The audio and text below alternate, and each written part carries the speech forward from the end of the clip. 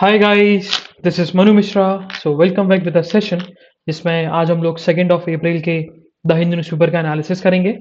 So here we start the analysis of today's newspaper. So the first news, it's from India Russia relationship.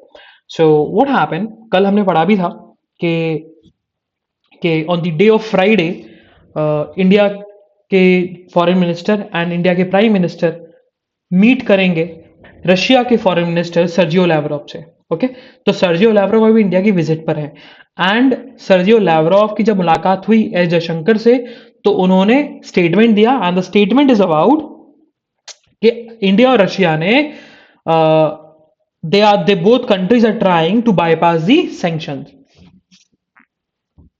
इसका मतलब कि India और Russia जो है वो ऐसा मैकेनिज्म, पेमेंट मैकेनिज्म लेके आएंगे कि सैंक्शन जो है, सैंक्शंस का इम्प्लीकेशन जो है वो इंडिया के ऊपर भी ना रहे, ना ही आपका रशिया के ऊपर रहे। ओके, सो अब एक चीज और, जब उन्होंने प्राइम मिनिस्टर से मुलाकात करी एंड जब प्राइम मिनिस्टर की मीटिंग को लेकर जब उनसे क्वेश्चन पूछा गया तो सर्जियो लावरोव का इतना ही कहना था कि हमारी दो चीजों को लेकर बात हुई है। पहला कि प्राइम मिनिस्टर ने हमको बोला है कि जितनी जल्दी हो सके उतनी जल्दी आप वायलेंस को खत्म करिए और नॉन वायलेंस के पाथ पे चलिए। एंड द सेकंड वन, उन्होंने बताया कि इंडिया जो है रेडी है हमेशा पीस टॉक्स के लिए। अगर कभी भी आपको जरूरत पड़े पीस टॉक्स के लिए तो इंडिया इज ऑलवेज रेडी। ये सारी चीजें बोली है। बाकी जो हमारे फाइनेंस मिनिस्टर है निर्मला सीतारमन, उन्होंने बोल दिया है, सिंपल सी उन्होंने स्टेटमेंट दी है दैट सेज कि देखो हमें जहां पर चीपर ऑयल या क्रूड ऑयल मिल रहा है हम वहीं से खरीदेंगे और अभी हमें रशिया से मिल रहा है। सो इवन यूरोपियन कंट्रीज खरीद रहे हैं, नहीं भी खरीद रही है उसमें कोई फर्क पड़ता नहीं है।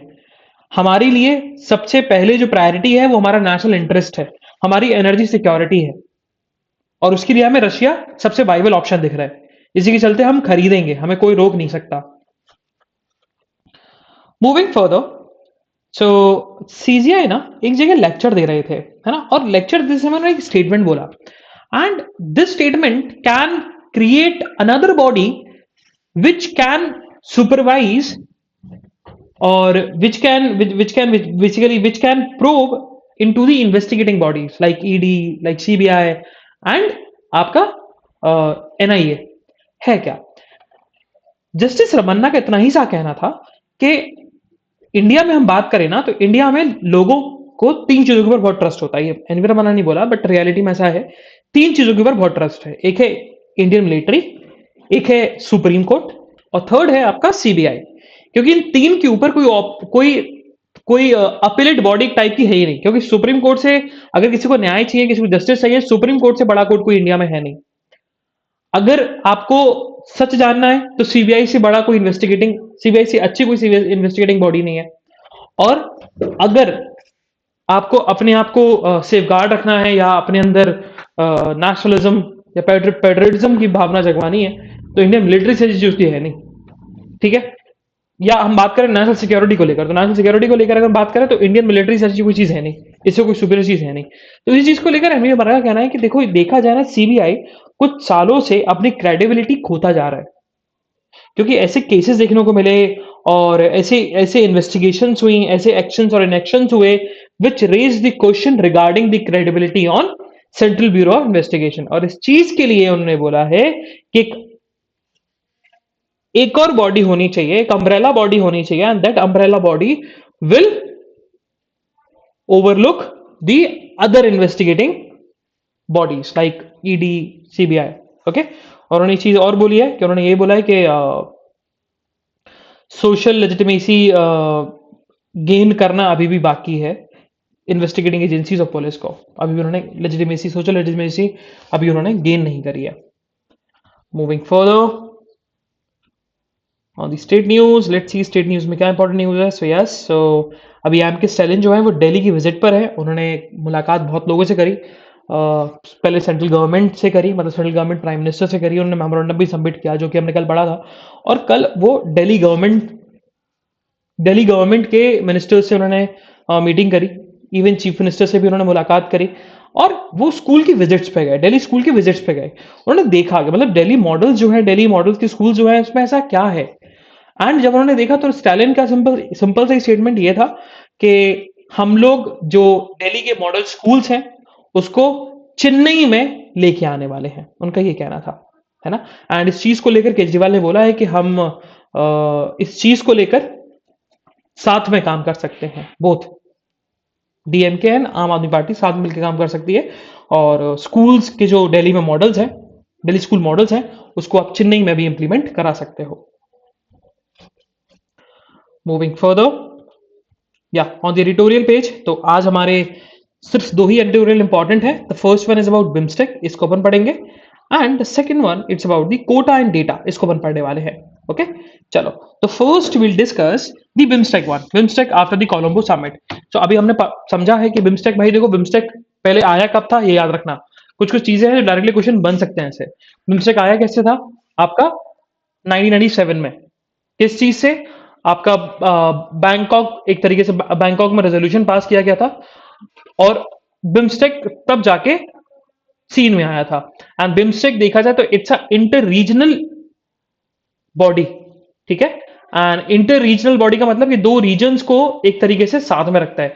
एक है आपका साउथ एशियन रीजन और एक है आपका साउथ ईस्ट एशियन, क्योंकि 7 मेंबर्स है बिम्स्टेक में, जिसमें से 5 members are from the South Asian, आपका नेपाल हो गया, भूटान हो गया, आपका श्रीलंका हो गया, बांग्लादेश हो गया, and 2 nations are from the आपका साउथ ईस्ट एशियन, जैसे कि थाईलैंड एंड म्यांमार। तो ये दो नेशंस है जो कि साउथ ईस्ट नेशंस को बिम्स्टेक में रिप्रेजेंट करते हैं। ओके, अब ऑथर ने जो रेडियो ने लिखा है, देखो बिम्स्टेक को लेकर मैंने बहुत सारी चीजें पढ़ी है, बिम्स्टेक है क्या, कहां से इवॉल्व हुआ, ये सारी चीजें। But the main question arise के कोलंबो समिट पे हुआ क्या, और कोलंबो समिट के बाद अब बिम्स्टेक का फ्यूचर क्या है। This is the important thing, हमें मतलब प्रेजेंट और फ्यूचर जानना है बिम्स्टेक का, कि बिम्स्टेक से हम कुछ एक्सपेक्ट कर सकते हैं। तो ऑथर ने इसी चीज को लेकर एडिटोरियल लिखा है। सबसे पहले उन्होंने बताया कि अभी जो 5th समिट हुई है बिम्स्टेक की, वो कोलंबो में हो गई। एंड देखा जाए तो this 5th summit marked as a coincidentally marked as a 25th year of BIMSTEC. Okay, और इस समिट में बिम्स्टेक चार्टर को साइन किया गया। One of the main outcome, जो one of the main outcome या अच्छी चीज निकली है इस समिट से, वो बिम्स्टेक चार्टर हुआ है। एंड एक चीज और, दो चीजें और हुई है कि बिम्स्टेक को खुद का एम्बल और खुद का फ्लैग मिल गया। एंड मेंबर्स ने, बिम्स्टेक के मेंबर्स ने अश्योर किया है कि हम 2 साल में एक बार तो बिम्स्टेक की मुलाकात होगी, ठीक है। एवरी 2 years में एक बार, once every 2 years we are expected to have BIMSTEC summit. Okay, अब देखा जाए तो ऑथर ने बताया कि बिम्स्टेक जो है ना, बिम्स्टेक ने बहुत सारे पर्पस और प्रिंसिपल्स को लिस्ट डाउन किया, और ये बोला है कि सारे मेंबर्स जो है ना इन प्रिंसिपल और पर्पस को फॉलो करने वाले हैं, और पर्पस को बेसिकली फुलफिल भी करेंगे कुछ समय तक। देन एक चीज और हुई बिम्स्टेक चार्टर में, इस बिम्स्टेक समिट में, दैट इज अबाउट कि हर कंट्री ने अलग अलग सेगमेंट ले लिया है। मतलब हुआ क्या कि जो ग्रुप की वर्किंग है, अब देखो ग्रुप किसी भी चीज पे काम करता है, जैसे क्वाड है, तो क्वाड में सिक्योरिटी भी है, क्वाड में ट्रेड भी है ना। ये दो चीजें हैं। अगर हम बिम्स्टेक की बात करें तो बिम्स्टेक में बहुत सारी चीजें हैं, ट्रेड है, एनवायरमेंट है, सिक्योरिटी है, आपका एग्रीकल्चर है, आपका साइंस एंड टेक्नोलॉजी है, कनेक्टिविटी है ना। तो देखा जाए तो बिम्स्टेक की वर्किंग को 7 सेगमेंट्स में डिवाइड कर दिया इस समिट में, और 7 सेगमेंट्स मतलब 7 स्टेट्स। तो मतलब हर सेगमेंट एक स्टेट को मिला है। और इंडिया को क्या मिला, इंडिया को मिला है आपका सिक्योरिटी, जिसमें counter terrorism, transnational crime, disaster management, energy, ये सारी चीजें इंडिया इन सेक्टर्स पे फोकस करेगी, ठीक है। सिक्योरिटी ओवरऑल, अगर आपसे डायरेक्टली पूछे कि इंडिया को क्या मिला है, कौन सा सेगमेंट मिला है बिम्स्टेक समिट में, 5th बिम्स्टेक समिट में जो कि हुआ था 2022 में, so that is security. Okay, और एक चीज और श्रीलंका का लिख लेना, श्रीलंका और आपका थाईलैंड का, दो इंपॉर्टेंट चीजें। श्रीलंका क्यों, क्योंकि श्रीलंका में साइंस एंड टेक्नोलॉजी मिला है जो कि आने वाला फ्यूचर है, एंड थाईलैंड में कनेक्टिविटी, क्योंकि अभी बात चल रही है कि एक अभी मास्टर प्लान बनने पर है कि ट्रांसपोर्ट कनेक्टिविटी लाई जाएगी अमंग दी बिम्स्टेक मेंबर्स, जिससे क्या होगा, हमारी जो डिपेंडेंसी है, हमारी मतलब बिम्स्टेक मेंबर्स की डिपेंडेंसी है ऑन दी वेस्टर्न नेशंस, वो कम हो जाएगी। और डिपेंडेंसी देखने को मिली थी, उसके नेगेटिव फॉल्स देखने को मिले थे जब सप्लाई चेन में डिसरप्शन क्रिएट हुआ था because of the COVID. Okay, moving further, so अभी इंडिया ने एक चीज और बोली है। इंडिया ने ये और भी बताया कि इंडिया जो है ना, for the BIMSTEC secretariat around 1 million US dollar जो है वो इंक्रीज कर देगा इन इट्स ऑपरेशनल बजट में। ओके, ये चीज लिखा गया एडिटोरियल में। Moving further towards the next editorial, that's about the quota and data. अब ये है क्या, देखो, तो ये हम जो पढ़ रहे हैं ना, ये अभी रिसेंटली अभी सुप्रीम कोर्ट ने जो अपहेल्ड किया था मद्रास हाई कोर्ट का जजमेंट, सॉरी, सुप्रीम कोर्ट ने जो क्वास डाउन किया, सॉरी क्वास डाउन किया, नॉट अपहेल्ड किया, क्वास डाउन किया, जो कि मद्रास हाई कोर्ट ने अपहेल्ड किया था अबाउट दी 1 ईयर रिजर्वेशन को लेकर। मतलब हुआ क्या कि मोस्ट बैकवर्ड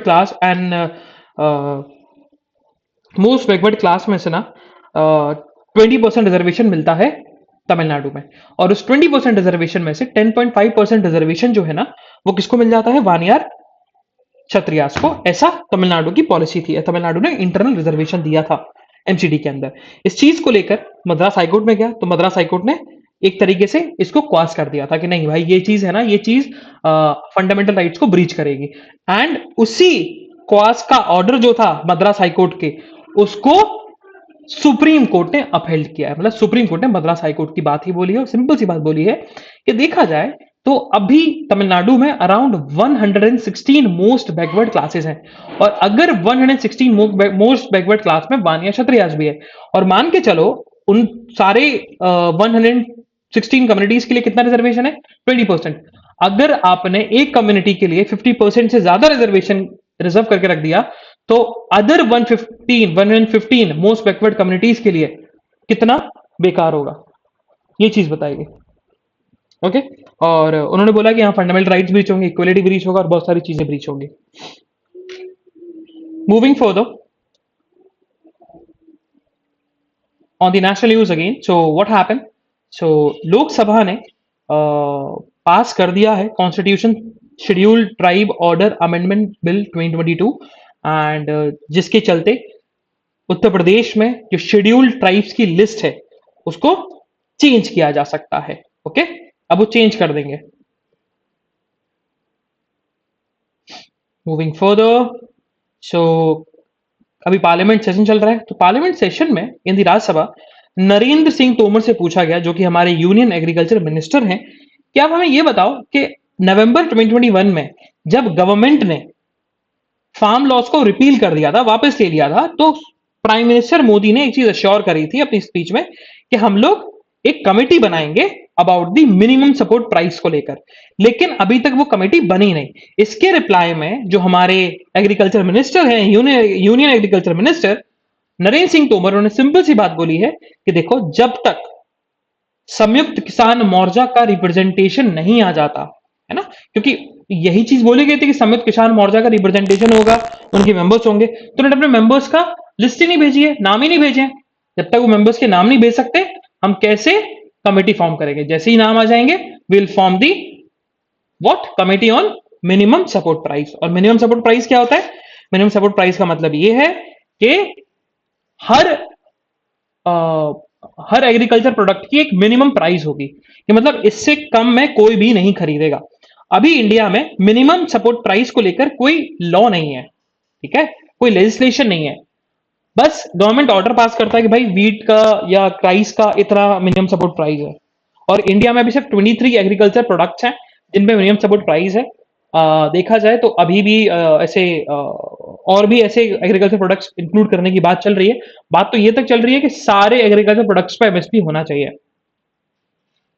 सिंपल सी बात बोली है यहाँ पर।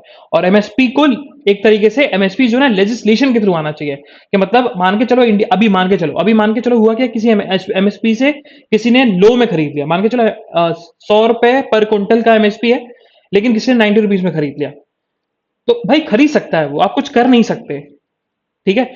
एमएसपी अभी जो है वो ये बोलता है गवर्नमेंट मंडीज में लोग इतने कम प्राइस पे नहीं खरीदेंगे, इससे कम प्राइस पे नहीं खरीदेंगे, लेकिन आप मंडी के बाहर तो खरीद सकते हैं ना। तो कोई लॉ नहीं है ना ऐसा, कोई तो लेजिस्लेशन होना चाहिए एमएसपी को लेकर, स्ट्रिक्ट लेजिस्लेशन होना चाहिए कि भाई इतने से कम प्राइस में अगर कोई खरीदता है तो उसके ऊपर ये केस लगेगा और ये पीनल प्रोविजंस लग जाएंगे, ये सारी चीजें। मूविंग फर्दर, सो सेंटर ने अभी एंटार्क्टिका बिल को इंट्रोड्यूस किया है लोकसभा में। अभी एंटार्क्टिका बिल है क्या? So Antarctica bill basically gives power to the central government कि भैया कि लोगों के ऊपर रिस्ट्रिक्शन लगाया जाएगा। ऐसा नहीं है कि एंटार्क्टिका में आप कभी भी जा सकते हो, मतलब वहां कोई वो कोई कंट्री नहीं है, वहां पर कोई फॉर्म ऑफ गवर्नमेंट नहीं है, वहां पर अगर कोई वीजा नहीं लगता तो आप रेगुलर विजिट कर सकते हो, कभी भी जा सकते हो, कुछ भी एक्टिविटीज कर सकते हो, नहीं। उनका सिंपल सा कहना है कि अगर आपको एंटार्क्टिका में रेगुलर विजिट करनी है, एक्टिविटीज करनी है कॉन्टिनेंट में, तो आपको सेंट्रल गवर्नमेंट से परमिशन लेनी पड़ेगी। अगर आपने सेंट्रल गवर्नमेंट से परमिशन नहीं ली तो एंटार्क्टिका में आप जो भी एक्टिविटीज करोगे या जो भी रेगुलर विजिट करोगे उसके आपको प्रिकॉशंस झेलने पड़ेंगे। सिंपल चीज बोली है। अब आपका एक काम है इसमें से, एंड द थिंग इज कि आपको ये बताना है कि इंडिया के 2 रिसर्च सेंटर है अंटार्कटिका में। Name of these 2 research centres and write down in the comment box, है ना? या कमेंट बॉक्स में लिखना है कि भाई कौन से 2 रिसर्च सेंटर्स है, उनका नाम क्या है, जो कि अंटार्कटिका में स्टैब्लिश है। Moving further, so on Friday Nepal के प्राइम मिनिस्टर जो हैं शेर बहादुर देउबा, वो कल इंडिया की विजिट पर आए और आज उनकी बेसिकली मुलाकात होगी उनके काउंटर पार्ट से और अदर डिग्निटरी से।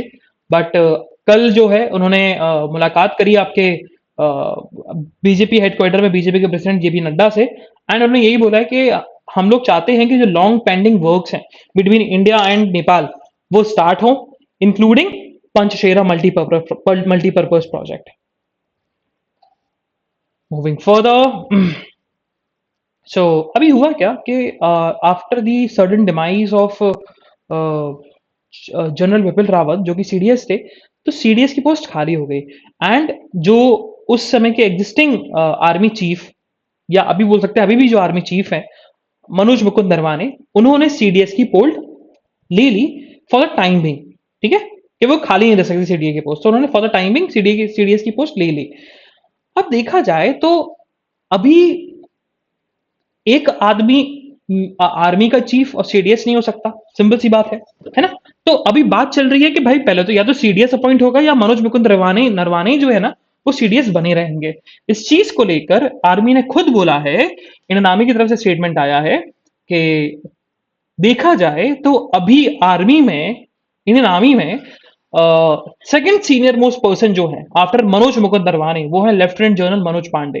सो देयर इज अ स्पेकुलेशन कि Manoj Pande after completing his tenure in in 1 month वो आर्मी चीफ बन जाएंगे और मनोज मुकुंद नरवाने जो है वो सीडीएस बने रहेंगे।